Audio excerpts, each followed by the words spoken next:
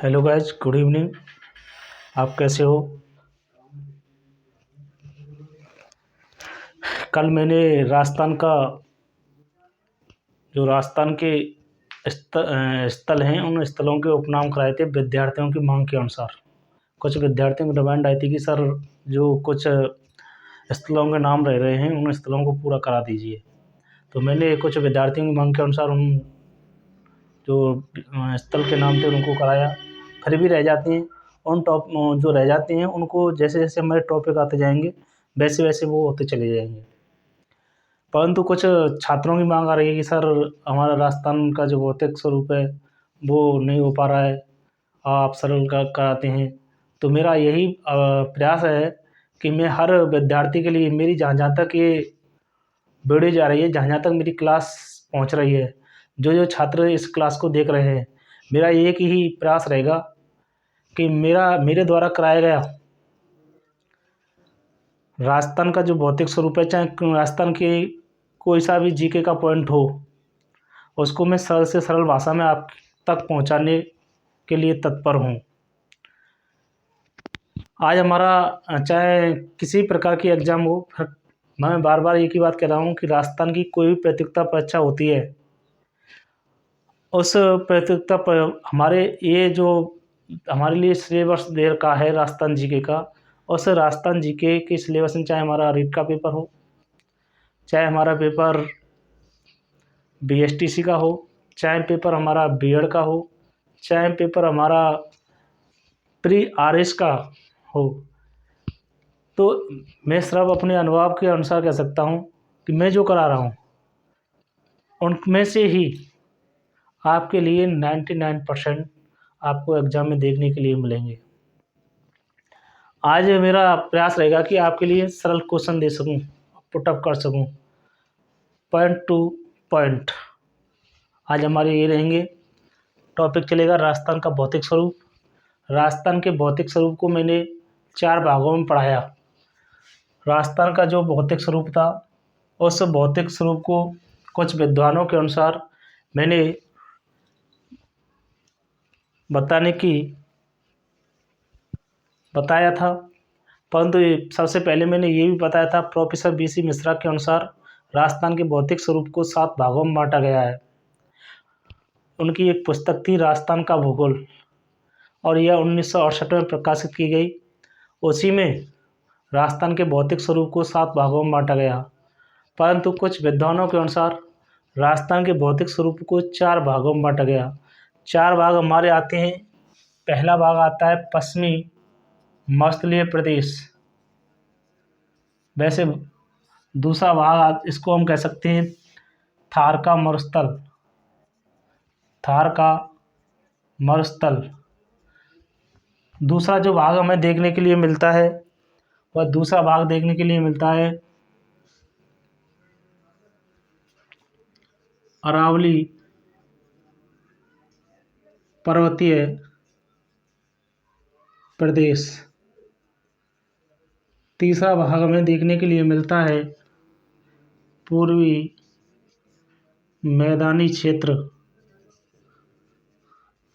चौथा भाग हमें देखने के लिए मिलता है दक्षिण का पठार, या हम इसे कहें लावा का पठार।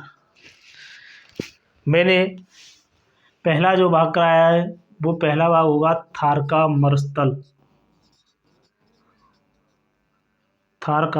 मरुस्थल। जो कुछ विद्वानों ने राजस्थान के भौतिक स्वरूप को 4 भागों में बांटा है। 4 भागों में बांटा है। ये जो 4 भाग हैं, पहला भाग आता है थार का मरुस्थल, दूसरा भाग आता है अरावली पर्वतीय प्रदेश, तीसरा भाग आता है पूर्वी मैदानी क्षेत्र, चौथा भाग आता है दक्षिण का पठार या लावा का पठार। ये हमारे 4 भाग हैं। इन 4 भागों के अनुसार हम राजस्थान के भौतिक स्वरूप को समझते हैं। तो सबसे पहले हम बात करेंगे थार के मरुस्थल की। जो थार का मरुस्थल है, यह थार का मरुस्थल कितने प्रतिशत भूभाग पर फैला हुआ है, मैंने इस पर चर्चा की थी। उसके बाद मैंने इसमें जनसंख्या, कितने प्रतिशत जनसंख्या निवास करती है, इसके अंतर्गत क्या क्या चीज़ें पाई जाती हैं, किस प्रकार की जलवायु है, यहाँ पर कौन सी वनस्पति पाई जाती है, कितने सेमी वर्षा होती है और यह समुद्र तल से कितने मीटर ऊंचाई पर भी स्थित है।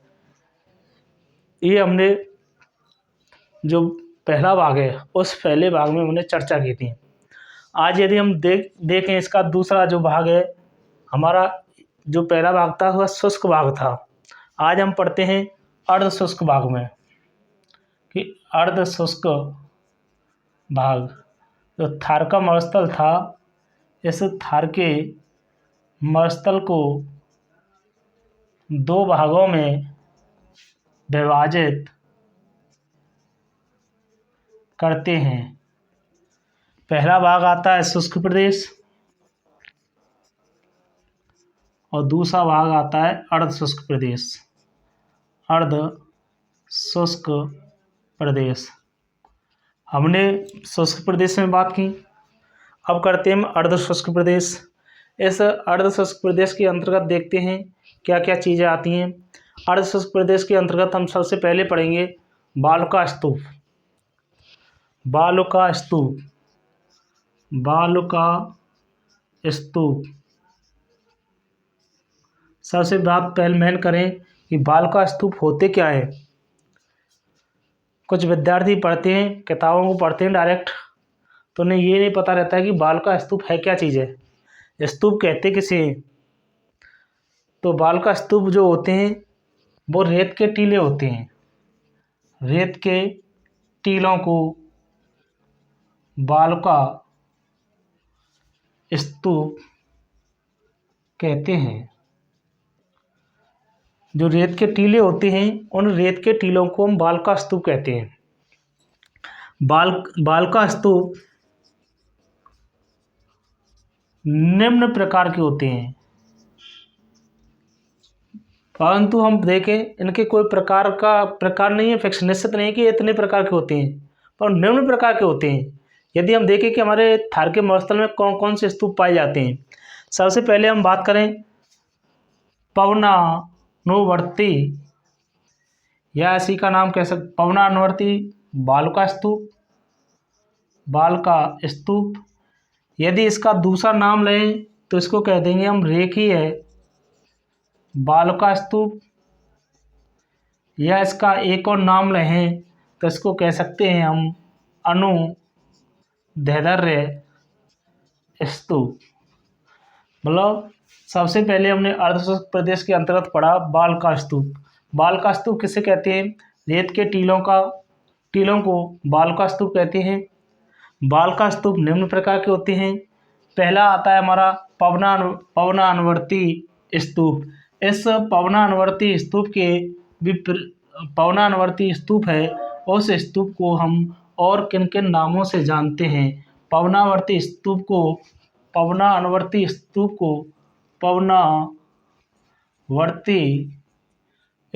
को रेखीय स्तूप, अनुदैर्ध्य स्तूप भी कहते हैं। यदि हम देखें कि पवनानुवर्ती स्तूप या अनुदैर्ध्य स्तूप कहते किसे, अनुदैर्ध्य स्तूप हमारा जो एग्जाम में देखने के लिए मिलता है। यदि कभी एग्जामिनर यदि परीक्षा में क्वेश्चन पुटअप करेगा तो वह अनुदैर्ध्य स्तूप के बारे में पूछता है। तो सबसे पहले हम अनुदैर्ध्य स्तूप की परिभाषा जांचेंगे कि अनुदैर्ध्य जो स्तूप है, अनुदैर्ध्य स्तूप किसे कहते हैं। तो अनुदैर्ध्य स्तूप ऐसे स्तूप जिनका निर्माण पवनों की दिशा के समानांतर होता है। ऐसे स्तूप जिनका निर्माण पवनों की दिशा के समानांतर होता है, अर्थात वायु के द्वारा रेत को एक स्थान से दूसरे स्थान पर वायु की दिशा के अनुसार जमा हो जाता है और वही रेत का टीला अनुदैर्ध्य स्तूप कहलाता है। अनुदैर्ध्य स्तूप कहलाता है। यदि हम बात करें कि अनुदैर्ध्य स्तूप की परिभाषा क्या है, कि ऐसे स्तूप जिनका निर्माण पवनों की दिशाओं के समानांतर होता है, अर्थात वायु के द्वारा रेत को एक स्थान से दूसरे स्थान पर वायु की दिशा के अनुसार जमा कर देता है, वही रेत का टीला होता है, उसी को हम अनुदैर्ध्य स्तूप कहते हैं। ये जो अनुदैर्ध्य स्तूप होते हैं, इन अनुदैर्ध्य स्तूपों के अंतर्गत कुछ हमारी वनस्पति होती है, कुछ ऐसे स्तूप होते हैं जिनके अंतर्गत वनस्पति नहीं होती है। सीधा सीधा पुटअप क्वेश्चन कर लेता है कि कौन से स्तूपों के अंतर्गत वनस्पति पाई जाती है। अनुदैर्ध्य स्तूपों के अंतर्गत, अनुप्रस्थ स्तूपों के अंतर्गत, तारावाल्का स्तूपों के अंतर्गत, या पैराबोलिक स्तूपों के अंतर्गत, या नेटवर्क वाल्का स्तूपों के अंतर्गत। तो किसी प्रकार से एग्जामिनर क्वेश्चन बना सकता है। इन स्तूपों के अंतर्गत वनस्पति पाई जाती है। इन स्तूपों के अंतर्गत क्या पाई जाती है? वनस्पति। ये स्तूप 10 से 25 मीटर तक होते हैं। जो ये स्तूप होते हैं, ये स्तूप हमारे 10 से और 15 मीटर तक ऊंचे होते हैं। बस 10 मीटर से और 15 मीटर की ऊंचाई तक ये स्तूप हमें देखने के लिए मिलते हैं। अब क्वेश्चन कहाँ से बनेगा ये तुम्हारा? यदि हम क्षेत्र देखें कि ये स्तूप पाए कहाँ पर जाते हैं, ये स्तूप हमें जैसलमेर, बाड़मेर व बीकानेर, यदि हम देखें ये जो स्तूपों का विस्तृत क्षेत्र है, वह क्षेत्र जैसलमेर, बाड़मेर और बीकानेर इन क्षेत्रों में पाए जाते हैं। सीधा सीधा क्वेश्चन आ जाता है, अनुदैर्ध्य स्तूप किन क्षेत्रों में पाए जाते हैं? ऑप्शन पहला मैंने जैसे क्वेश्चन किया कि अनुदैर्ध्य स्तूप कहाँ पर पाए जाते हैं, अनुदैर्ध्य स्तूप जैसलमेर, बाड़मेर और बीकानेर में पाए जाते हैं। फिर देखते हैं दोबारा से, पवनानुवर्ती स्तूप को हम रेखीय स्तूप भी कहते हैं, अनुदैर्ध्य स्तूप भी कहते हैं। और अब अनुदैर्ध्य जो स्तूप है, ऐसे स्तूप जिनका निर्माण पवनों की दिशाओं के समानांतर होता है। पवन जब चलती है तो पवन अपने साथ ही रेत को एक स्थान से स्थानांतरण करती है, एक स्थान से दूसरे स्थान पर आगे ही जमा कर देती है। और ये इन स्तूपों के अंतर्गत हमारी वनस्पति भी पाई जाती है। ये 10 से और 25 मीटर की ऊंचाई पर पाए जाते हैं। इनका जो क्षेत्र होता है, ये जैसलमेर, बाड़मेर और बीकानेर में पाए जाते हैं।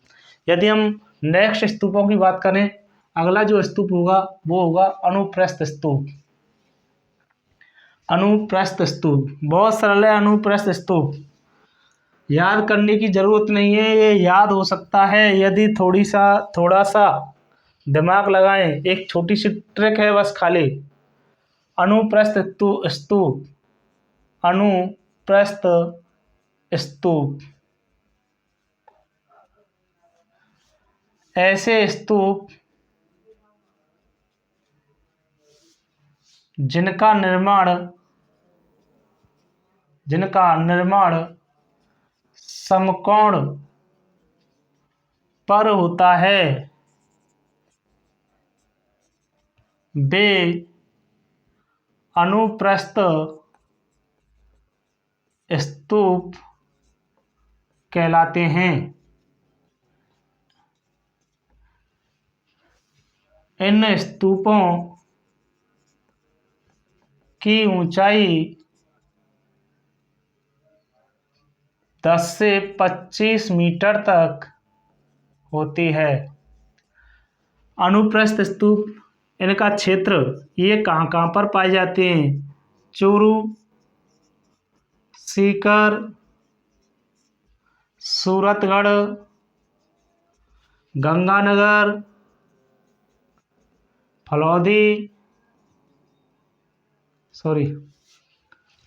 गंगानगर, लूड़कसर, बीकानेर। इन क्षेत्रों में हमारे जो स्तूप देखने के लिए मिलते हैं वो अनुप्रस्थ स्तूप होते हैं। दोबारा से, ऐसे स्तूप जिनका निर्माण समकोण पर होता है, इस प्रकार के, जहाँ पर ऐसे स्तूप जो 90 डिग्री का कोण बना रहे हों, वो स्तूप कहलाते हैं अनुप्रस्थ स्तूप। हम गौर करें इस शब्द पर, पा पर इस प्रकार से बना हुआ है। यदि हम इस शब्द को यूँ साफ कर दें तो आपको इसी कोण को यदि मैं बड़ी आकृति रूप धारण कर दूं तो ये बन जाएगा। ये कितने डिग्री का बनना है? 90 का। ये पापतिंग कितने की बन रही है? 90 की।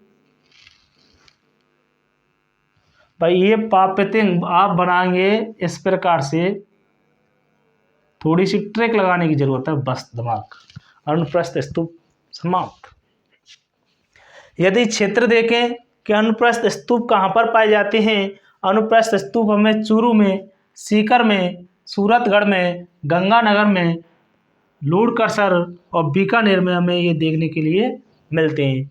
यदि मैं नेक्स्ट आगे स्तूप की बात करूं तो वो स्तूप आता है हमारा बरकान स्तूप।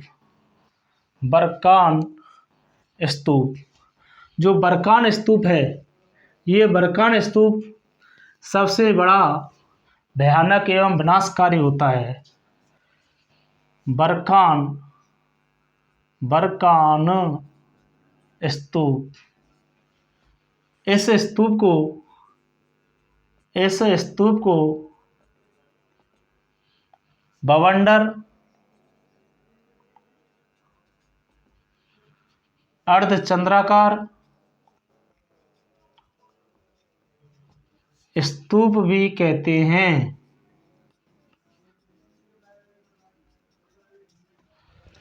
इस स्तूप को हम बवंडर भी कहेंगे, अर्धचंद्राकार भी कहेंगे और स्तूप भी कहेंगे।